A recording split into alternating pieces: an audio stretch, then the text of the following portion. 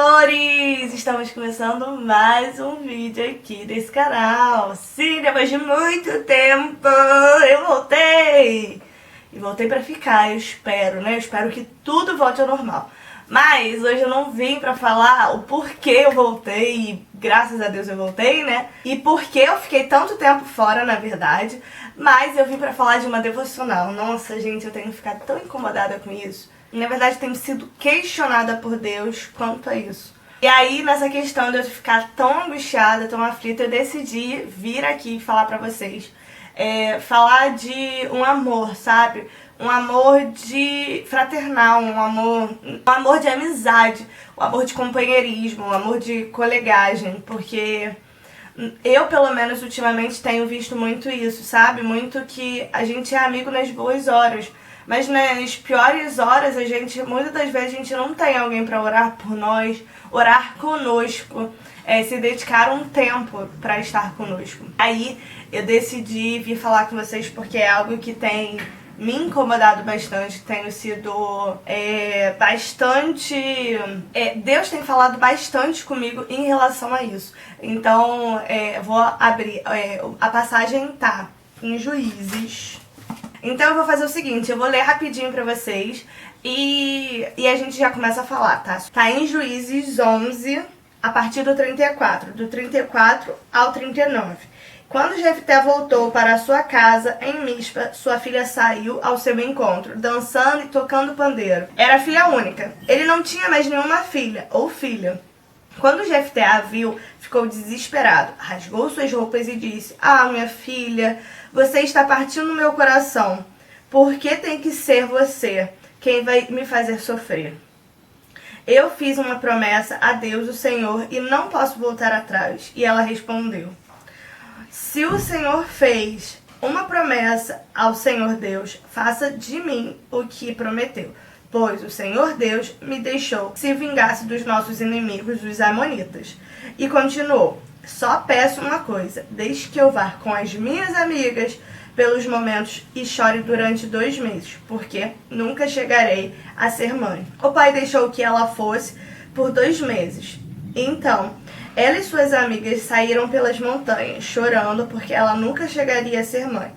Depois de 2 meses, ela voltou para o pai e ele fez o que havia prometido a Deus. Assim, ela morreu virgem. Daí veio o costume das mulheres israelitas saírem durante 4 dias, todos os anos, para chorar pela filha de Jefté, o Gileadita. O que mais me toca aqui é em questão de amigo, e aí eu vou ler a partir do 37. "Só peço uma coisa, pai.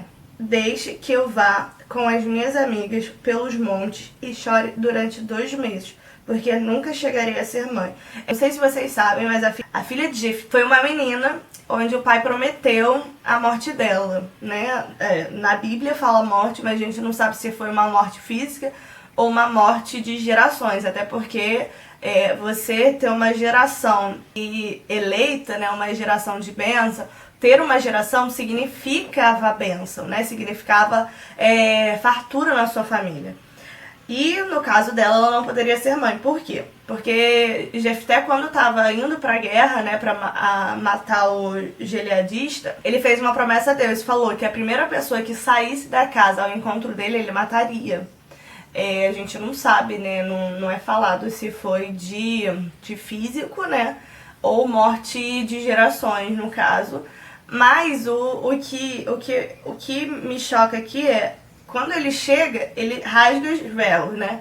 Então ele já chega triste. Mas a questão não é dele, mas sim dela, do posicionamento dela. "Não, pai, olha, tudo bem." Ela é obediente, ela fala: "Não, pai, se você prometeu isso a Deus, amém.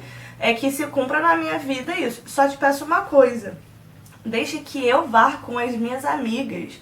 Deixe que eu vá orar, chorar que eu vá chorar por isso, sabe? Que eu vá entregar nas mãos do Senhor e que Ele entenda a minha causa." E aí eu fico pensando assim, cara, ela teve amigas pra ir por 2 meses, ou seja, amigas que se dedicaram por 2 meses a ela, né? Porque aqui fala, durante 2 meses, porque nunca chegaria a ser mãe. Elas foram pro monte, né? No 37 fala: "Só te peço uma coisa, pai. Desde que eu vá com as minhas amigas pelo montes e chore durante 2 meses, porque eu nunca chegarei a ser mãe. E aí eu fiquei pensando, será que eu tenho amigos que por 2 meses se dedicaram a orarem por mim? Que por 2 meses seguraram na minha mão e falaram, vem, sabe? E aí eu fiquei pensando, tá, será que eu tenho amigos, mas será que eu tenho sido amigas a ponto de orar, a ponto de dedicar um tempo para aquela pessoa, a ponto de mandar uma mensagem e falar assim, olha, tô com muita saudade de você e tal, sabe? Coisas assim. Será que a gente tem sido esse tipo de amigo? E aí eu tenho me cobrado muito, assim, me cobrado a ponto de pensar o que eu tenho feito pelos meus amigos, né? O que eu tenho feito pelas pessoas ao meu redor, né? Porque as pessoas ao meu redor provavelmente são os meus amigos. E aí eu me parei pra pensar. E aí lá em Jó também fala algo assim. Lá em Jó 2, a partir do 11. Jó tinha 3 amigos. Elifaz, da região de Temã, Bildade, da região de Sua, e Jofar, da região de Naamã. Eles ficaram sabendo das desgraças que havia acontecido a Jó e combinaram de fazer uma visita para falar de como estavam tristes pelo que havia acontecido para consolá-lo. De longe, eles não reconheceram Jó, mas depois que viram que era ele, começaram a chorar e a gritar. Em sinal de tristeza, rasgaram suas roupas e jogaram pó para o ar e sobre a cabeça. Em seguida, sentaram-se no chão ao lado dele, ficaram ali 7 dias, 7 noites e não disseram nada, pois viram que Jó estava sofrendo muito. E aí eu penso, cara, a filha de Jefté teve a presença, né, teve a graça de ter amigos. Jó teve a graça de ter amigos. Claro que no caso foram diferentes, né? As amigas da filha de Jefté foram ao monte orar por 2 meses. Mas nesse caso, os amigos foram a Jó, né? Jó, ele tava passando tava passando por prova, né? O diabo queria tentar, queria falar que ele não temia a Deus, porque na riqueza era muito fácil, mas queria ver na tristeza. E aí ele começou, aí nesse momento, o que os amigos não reconheceram Jó foi exatamente isso, foi de não reconhecer porque ele estava sujo, ele estava com uma doença, né, provavelmente de pele. Eu acredito que seja, naquela época devia até ser... tipo lepra, tipo a peste negra, né, que depois, 100 anos, 1000 anos, sei lá, algum tempo depois veio a peste negra, né, mas eu acredito que seja algo assim. E aí ele teve amigos, sabe, ele teve amigos para ficar com ele, para falar assim, olha, eu tô do seu lado, te apoiando, sabe, tô te segurando sua mão, eu tô aqui só tendo o seu alicerce, né? Sabe aquela pessoa, tipo, chora aqui no meu ombro, sabe? Vem, fica aqui do meu lado. É isso, sabe? É isso que os amigos de Jó fizeram por ele, sabe? Passaram 7 dias e 7 noites ao lado dele. Claro, no caso, não disseram nada, porque às vezes a gente não precisa dizer nada. As nossas atitudes valem muito mais do que dizer assim, pô, amigo, tô orando por você. Porque às vezes a gente nem ora, sabe? Às vezes a gente nem se põe no lugar. Eu tô falando isso em vídeo, mas eu tô falando isso pra mim, sabe? Porque eu tenho pensado, caraca, será que eu realmente tenho sido amiga? Porque eu sou daquele tipo de pessoa que assim, eu acolho, eu trago pra igreja e tal. Mas depois de um tempo, eu não sou aquela pessoa que fico carregando, tipo, vamos. Eu sou muito de incentivar, eu incentivo, eu sou uma pessoa que influencio muito na vida das pessoas, mas eu sei que isso é o meu dever, sabe? É o meu dever, tipo, ser amigo.